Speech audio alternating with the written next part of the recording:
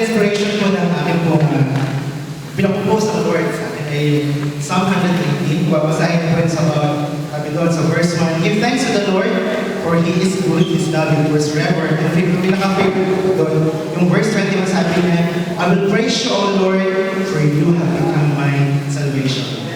So, actually, ang goal ko po ay since sa iba po ay sa pong ating nga nila ay open book. I've been going round and round and round. Nasa like turning point po ng buhay ko, it was a few years back, nung ako yung aksidente. And habang pinukompose ko, sabi ko, Lord, tunay nga na dakila. Salamat sa mga gandang ginawa mo sa buhay ko. After noon, nangyari po sa akin, blessings upon blessings upon blessings. So, papasalamat ako sa Lord sa umaga po ito. And through this song, I hope na mag-expression din po sa inyo, encourage you na you know, the Lord loves you. No matter how bad you are, no matter how sinful you are, may magagawa ko sa buhay mo. And pagpasalamat mo yun, kasi you know, whether you like it or not, whether you like it, He will love you always. Amen? So pag sinave niya, keep on going and continue to serve the Lord. Amen.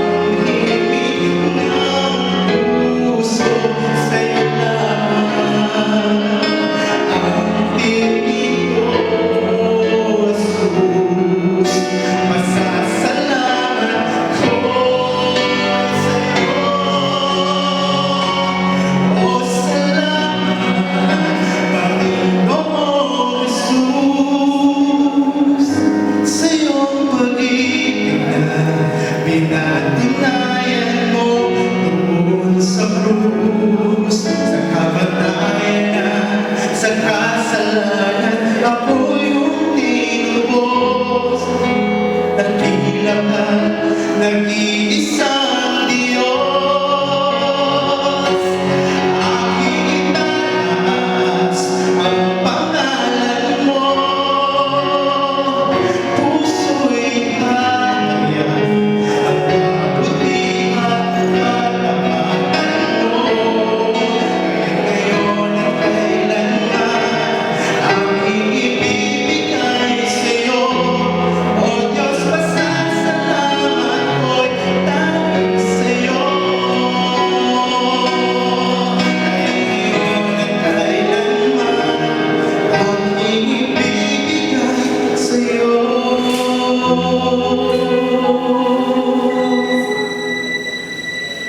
O Diyos, pasasalamat ko. O Diyos, pasasalamat ko. O Diyos, pasasalamat ko. Tanging sa'yo.